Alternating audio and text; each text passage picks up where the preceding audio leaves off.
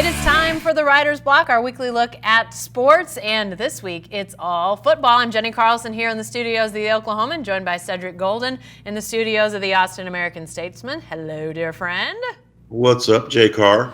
It's November. I guess I should figure we're going to talk football, but it's wall to wall. We're going to start with the college football playoff. The rankings are out again. The initial rankings, Cedric, I felt like the Big 12 was in pretty good shape. A team like Oklahoma State with 3 losses gets into the top 25, and you think, hey, this might work out for the Big 12.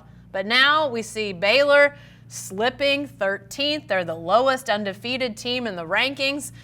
It seems like the Big 12 is really kind of teetering on either in trouble or completely, sort of on the outskirts of the conversation. Obviously, a lot still to play out, but this feels like the Big 12 is in a bit of trouble here. Well, to steal a line from the old 50s song, it's not the Big 12's party, and they can't cry if they want to. Big 12's not going to be involved in this mix, Jen. I can tell you that now. They just aren't going to be involved. OU losing to K-State closed the deal on that. The Big 12 champion will play in a nice bowl game, but it won't be a CFP game, Jen. Yeah, and it just feels like, analysts looking at this, you just see a lot of hurdles between any Big 12 teams getting in. Obviously, there's going to be some teams that are going to beat each other between, say, Oklahoma and those top 4 spots, Baylor and those top 4 spots. But at this point, Cedric, if you think about it, Oklahoma, Baylor, probably the marquee matchup of the weekend. ESPN Game Day going to be there. So clearly a game that, a lot of people feel like is worth watching. But, if Baylor wins, they've beaten the top 10 team, but now they've beaten a team with 2 losses. Oklahoma not undefeated. If Oklahoma wins, they've beaten a top 15 team, but not a top 10 team. It feels like, even as these Big 12 teams are beating each other, you're just not having the bump like you're seeing with SEC teams or Big 10 teams beating each other. Just not the respect there to bump these teams up into a spot where they need to be to get into the playoff. And if you think about it, Jen, if Oklahoma were to lose to Baylor on Saturday, and then lose to them again in Jerry World.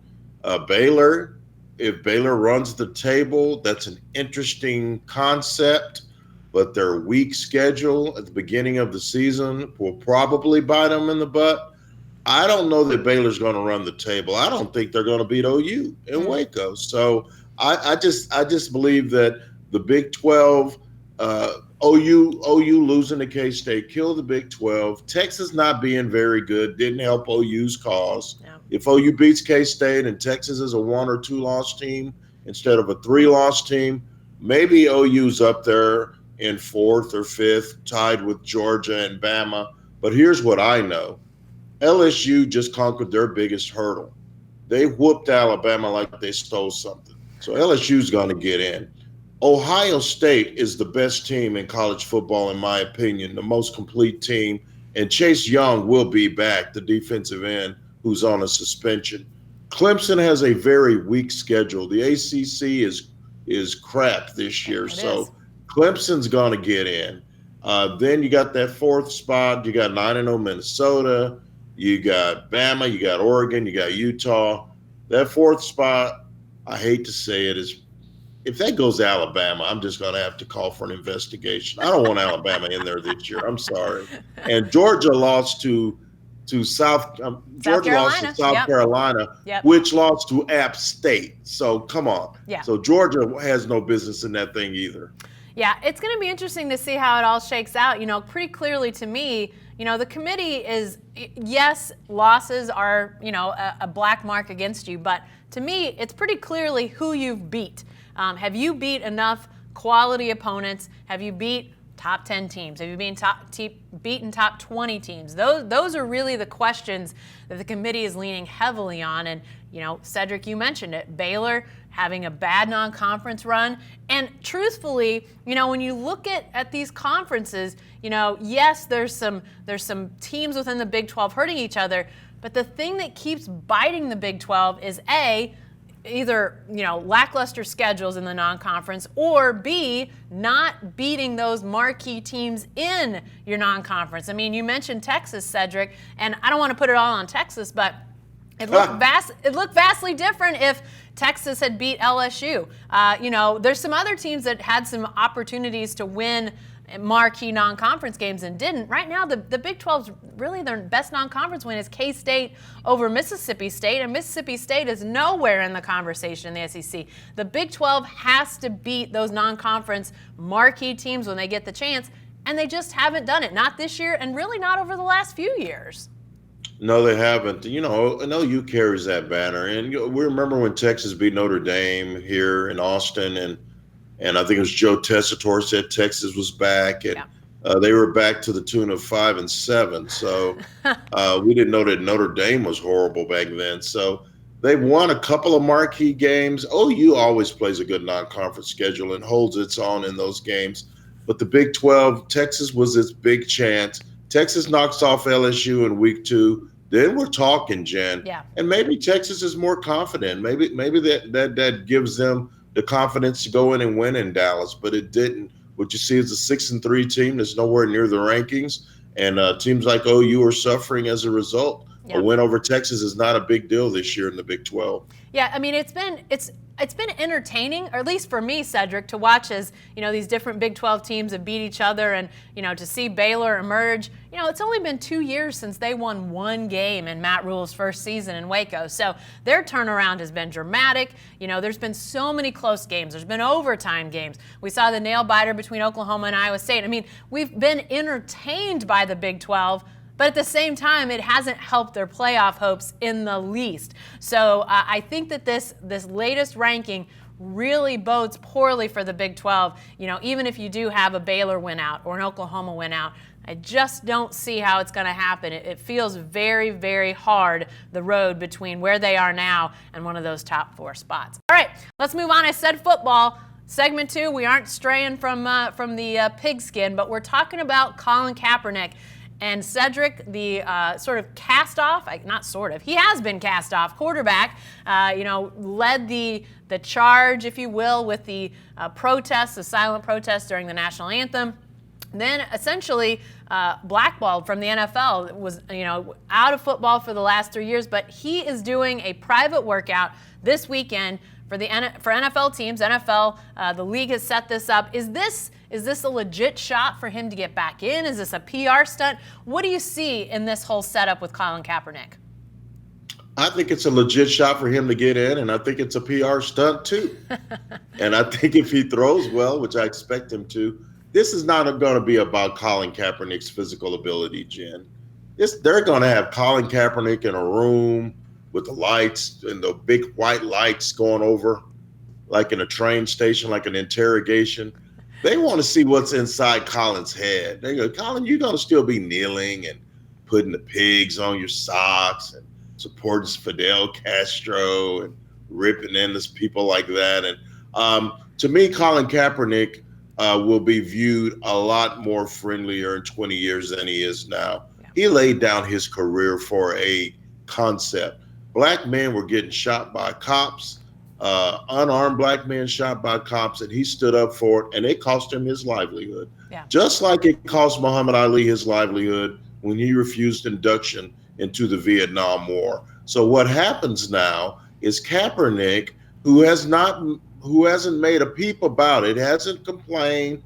He knew the cost, and he took the whatever the penalty was going to be for his beliefs. I applaud him for that. Now, what we're talking about on Saturday, Jen, is Colin Kaepernick, who hasn't played since the end of the 2016 season, is going to get a chance to show people that he can still play.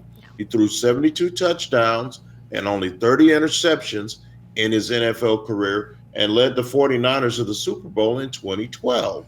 Holds the record for most rushing yards in a playoff game by a quarterback, 181 yards. So what I think is happening, Jen, on the field is, first of all, there are some bad quarterbacks in the league. Mitch Trubisky, there's a guy named Ryan Finley that's starting this week. Fitzmagic is on his 8th team. So there are some really bad quarterbacks. And what we've seen are guys like LaMar Jackson, Russell Wilson, Deshaun Watson, those RPO type quarterbacks are doing work. And meanwhile, you got one of the OGs of that type of play just sitting in his living room and working out every day. I think Colin Kaepernick's going to get a job. Yeah, don't steal our thunder on segment 3. We're going to talk about some of those RPO masters out there in our third segment. A little tease on that, but yeah, I think this is we talked. I think it was maybe a week ago that there had been nearly 50 quarterbacks to start this year in the NFL. Some of the most high-profile quarterbacks in the league. You can start with Roethlisberger, Breeze, on down the list of guys that have seen, injuries that have forced them to the bench for a while. So the NFL, and then in some situations you've seen backups to the starter, they're hurt, and then they're on down the list to the third guy, to maybe going in and acquiring somebody. There are teams in a world of hurt for good quarterback play. But that has been the case. There have been times in the last couple years where that's been the case. And Colin Kaepernick, you would think, would have been a better option than some of the guys that were thrown out there. But he did not get the chance. So I do think it is. There is a segment of PR, of a stunt here by the NFL. But at the same time, if that gives Colin Kaepernick a chance to show he can play, to get back in the league. And, Cedric, the truth is there are some teams out there that, they've got GMs, coaches, coordinators, whatever the case is, who are sitting on extremely hot seats. They need to win games. And I know that the brouhaha around Colin Kaepernick, there'll be some of that if a team does pick him up. But if he goes out and starts winning games for a coach or a GM that might lose their job, don't you think there's going to be somebody that would take a chance on this guy? Because there are some teams that have not played real well this year. Oh, wow. There are some teams that would love to have somebody like Cap. How about the Cincinnati Bengals? They're bad. Yeah. Not to throw shade at your boy from Oklahoma State, but Mason Rudolph hasn't set the world on fire in Pittsburgh. Right. He's had his ups and downs. That defense is carrying the Steelers. So there really are. Jacksonville, you never know if Nick Foles is gonna make it through a game or not. There are so many teams that could really use a guy like Kaepernick if he still has it, Jen. Yeah. 3 years away is a long time. But like I said before, if Muhammad Ali can come back at 3 years later and fight Joe Frazier, I think that Colin Kaepernick can come back 3 years later and play NFL football. His skill set translates to today's game, and I think that if he got in the right situation, that he would be a really good asset for a team. If not as a starter, even as a backup. Could you imagine him backing up? How about the Redskins? They're horrible. Yeah. Could you imagine them backing up young Haskins? Yeah. Or even or backing up Drew Brees? Sure. Once Teddy Bridgewater signs with a new team. There's a place in the league for Cap.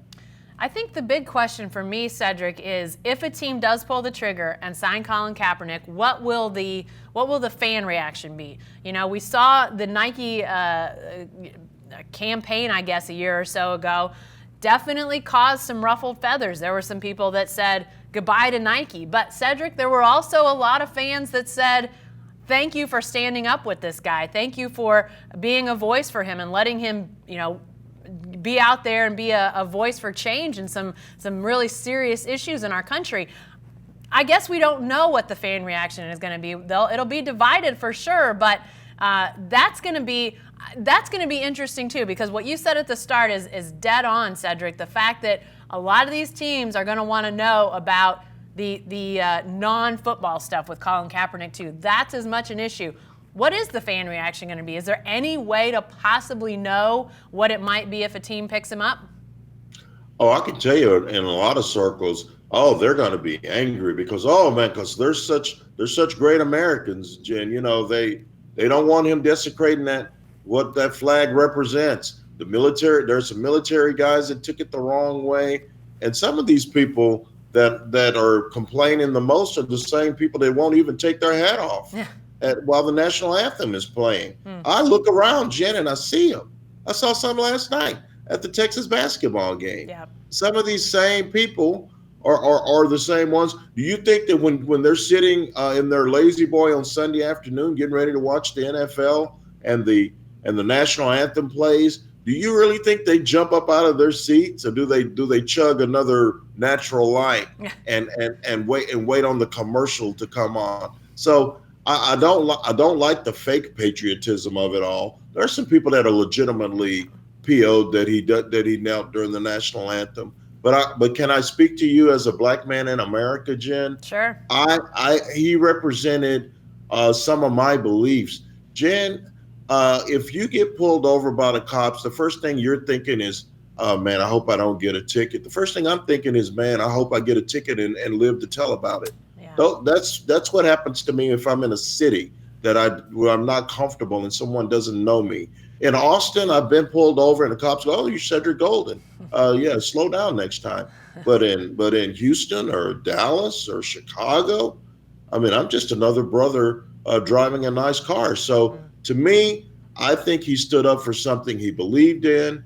I will always be appreciative of that because I didn't have a voice, a national voice on that issue. And at the time that he did it, Jen, it was really bad for black men in America. It's not much better today, but it has died down a little bit, knock on wood. Well, and I think he raised that. Realization of what you're just talking about. I think a lot of people in this country were unaware of those fears that a lot of fellow Americans live with when it comes to just getting pulled over, those sorts of things. So, yeah, I think the awareness that he raised the issue is not fixed. I'm not going to sit here and say that, and I know you're not, Cedric, but I do think awareness is higher now than it was ever before, and so for that, I think we can all thank Colin Kaepernick. I know those will be conversations that are being had in the NFL, and who knows, maybe it continues to raise awareness as we continue to talk about him in the coming days and weeks. All right, segment 3, we're staying with the NFL, but now we're going back on the field, and we're going to talk about the MVP race. Cedric, we had an unbelievable Monday night game. Seattle Seahawks, Russell Wilson, 49ers. I mean, it was a great game. Russell Wilson stepping out, showing himself as a legit, maybe the leading MVP candidate. But how can you forget what LaMar Jackson is doing? Are those the two guys leading the charge? Is anybody else even close to the two of those guys? I think those are the two, and if you want to give Dalvin Cook a little bit of love, he's been really good for the Vikings. But I'm gonna go Russell Wilson by a hair over LaMar Jackson. Russell Wilson, 23 touchdown passes, only 2 interceptions, and he absolutely willed that win at San Francisco. And he's one of those guys who does more with less. We thought that he would probably take a step back, and the Seahawks as a team would take a step back. The Legion of Boom is no more, and he lost his favorite receiver, Doug Baldwin, to retirement. But what he's ended up doing is have the best year of his career, completing almost 70% of his passes, 2,700 yards passing. He's getting rushing yards. He's doing whatever the Seahawks need him to do to get wins. I think he's a phenomenal talent. He doesn't have a Pro Bowl receiver. DK Metcalf's a good young wideout, but he's not on the level of an Amari Cooper or a Julio Jones just yet. But he's getting it done, and the Seahawks are a dark horse contender to get to a Super Bowl. I don't really like their defense, but the only reason that we're even talking about the Seahawks, Jen, is Russell Wilson. Yeah, he's been spectacular. And, in the same vein, I mean, I think that you can say a lot of very similar things about LaMar Jackson. He hasn't had quite the stats. I mean, I think Russell Wilson's a little over 2,700 yards, only 2 interceptions this year. I mean, just some unbelievable numbers. But Lamar over 2,000, 20-plus touchdowns, 5 interceptions. So nothing to sneeze at there. And I think LaMar Jackson kind of has he may not be the best in this regard, but his wizardry, just the almost must-see TV aspect of the way he plays and the spin moves, and they beat the Patriots, a great, always great Patriots defense. So to see him come through some of the teams that they've been able to beat, and he continues to evolve. Remember when that guy was, people said he needs to change positions. He's a wide receiver. Bill Polian, who was the architect of those great Bills teams that went to the Super Bowl, and the Indianapolis Colts team that won a Super Bowl. He said they should move him to a receiver. And about 2 weeks ago, he apologized for saying that at the draft, because guess what? LaMar Jackson is a big-time quarterback. And hats off to John Harbaugh for finding Lamar's happy place, getting him to where he's most effective. Did you see them last week, Jen, line up LaMar Jackson, RG3, and Mark Ingram in the backfield at the same time? The first time ever 3 Heisman Trophy winners lined up in an NFL backfield. That's kind of cool. Yeah, that's pretty awesome. A guy that I do think right now you're probably looking at Wilson and Jackson as the 2 front runners, but Deshaun Watson, it's going to be interesting to see what the Houston Texans do the rest of the year. He has really taken, I think he's been great the last few years, but he's really taken a big step forward this year. Again, unbelievable stats, 2,400 yards. Again, only 5 interceptions ago with 20-plus touchdowns. So, I do think that he's a guy that bears keeping an eye on. You want to keep both eyes on those first 2 guys in this MVP race. But don't forget Deshaun Watson. And Cedric, what you said last segment when we were talking about Colin Kaepernick, as you talk about these RPO, the run-pass option quarterbacks, all 3 of these guys, just spectacular in that regard. Are we seeing? I don't think the NFL is going away from if the next Drew Brees or the next Tom Brady is out there, they're not turning away. But it sure seems like the NFL is way more comfortable with quarterbacks who have a different skill set than the statuesque, pocket passer that we've seen for so many years. Seems like the NFL is okay with guys that have a different skill set, and if it is a different skill set, it may take him to unexpected heights, great heights even. It seems like a fairly significant change in the NFL. Oh, it is. And if you're Vince Young, you're sitting there going, man, if I just come along 10 years later. Yeah. Because everybody's playing like VY used to play. And even RG3, who's a backup in Baltimore. Those guys, the RPO game is hot. It's the sexy thing now. They like guys that can get rid of the ball, that can be accurate and in short distances, occasional shots deep.